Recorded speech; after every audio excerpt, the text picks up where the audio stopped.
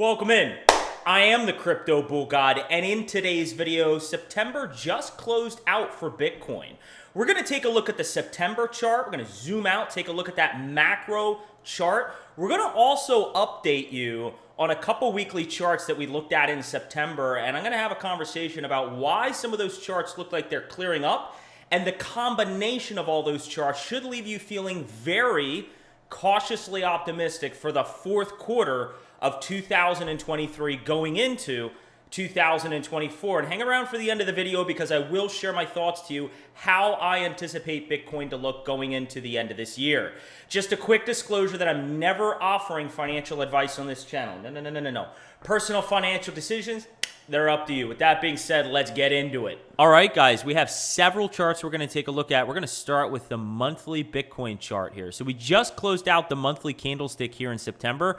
You can see that technically the low here was higher than the low here back in June. So technically what we've been doing since the beginning of the year, we've been printing nothing but higher lows here. Again, as the market gets emotional and people are calling for major crashes within the market, all we've been doing is building higher highs and higher lows in the market. I love to see that this green area of support here, drawn out here at roughly 25,200, maintained itself. And you can see currently for the month of October, we're very early in the month, but the candlestick currently is printing green, and you can see we have significant areas of price confluence above us to get above with that $31.8 to $32,000 area.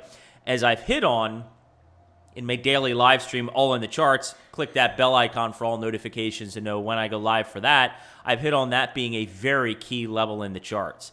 Now, reason to be very cautiously optimistic from the macro perspective. Take a look at the price indicators.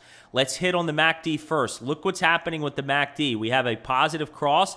The histogram is starting to turn dark green and turn up. If we can get a bullish month for October, this is going to be even darker green, and this MACD is going to want to get closer and closer to the inevitable monumentally bullish cross above zero, what has been a historically monumental cross above zero on the monthly chart for Bitcoin. Let's take a look at the RSI. We have two key levels here at 50 that I've denoted and 58.6. We're right now right at 50. Price action should start to get a lot more bullish once we start to get above this 58 to 59 level. Stochastic RSI, there's something key I want to point out here.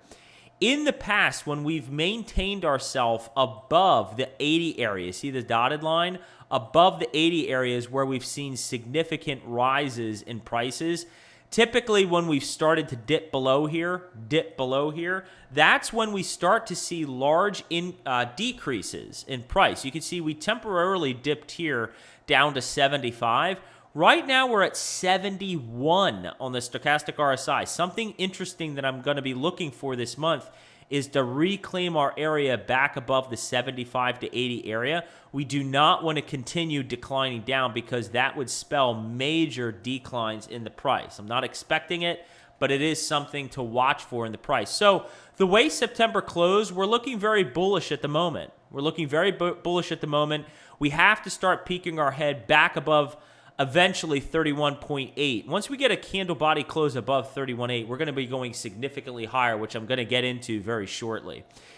This is a very critical chart to point out. This is the Heikin-Ashi candlesticks on the monthly. And the key thing to take away from this chart that you want to look at are the candlesticks red or green.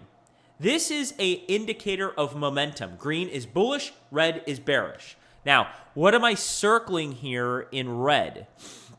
These are the times that we had a fake out, where the Heikin-Ashi candles turned green, and we ultimately had a big downturn in price.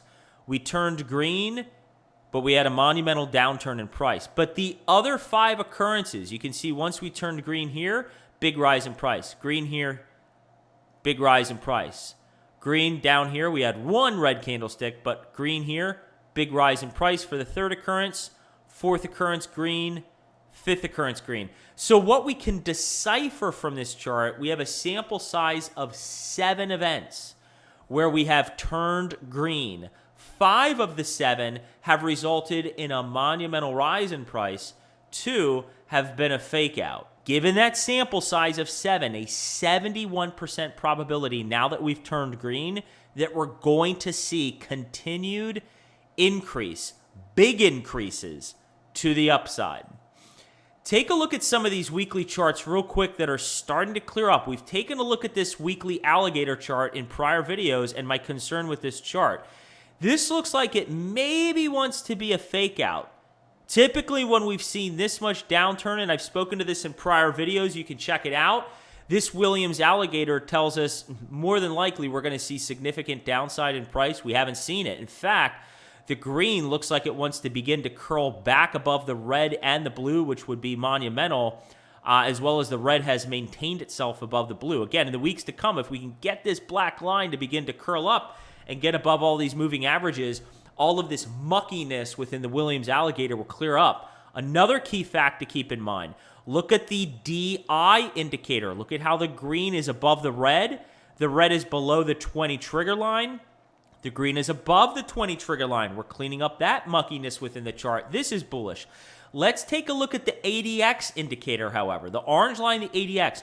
We want this ADX. You can see in the past when we've seen the ADX, this is one sample size here. You can go back in the chart. We've looked at this before. But when the ADX, the orange line, see this orange line moving up? When it's been above the 20 trigger line and well above the 20 trigger line, we've seen monumental moves in the price. You can see we're dipping down. We need this thing over the next several weeks to begin to curl up. That, along with the DI indicator being what it is with the green and the red, should give us increased levels of confidence that we're going to see significant upside moving forward. The Gaussian channel, this is my rough expectations. You guys know that we need to get out of this Gaussian channel, and the line of resistance, which is at the top of the Gaussian channel right now, is at 28,500.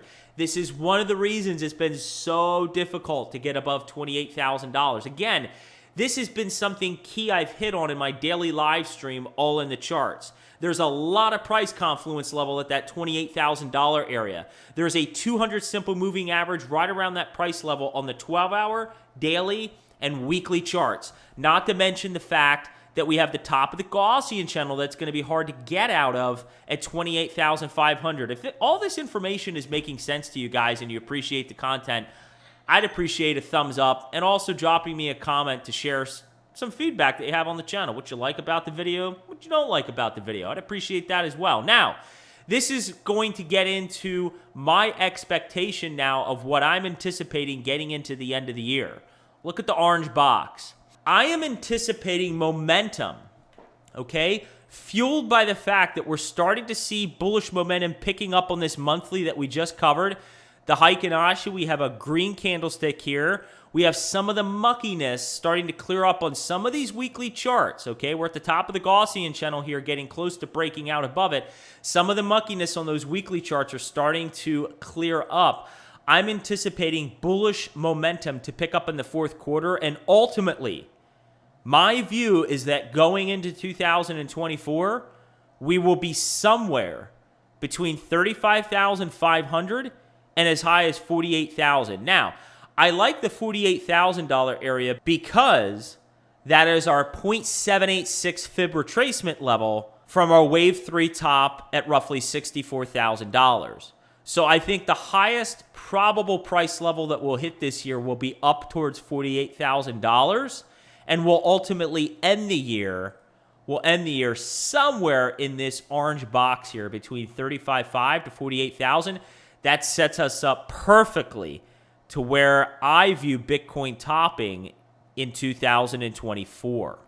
If you appreciate the content, don't forget to give a thumbs up. Drop me a comment and share what you liked or didn't like about the video.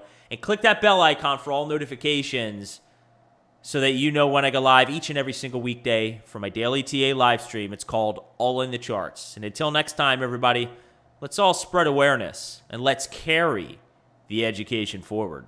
So what you gonna do, $5 on CryptoBullGod and his crypto maniacs and the entire cryptocurrency market run wild on you?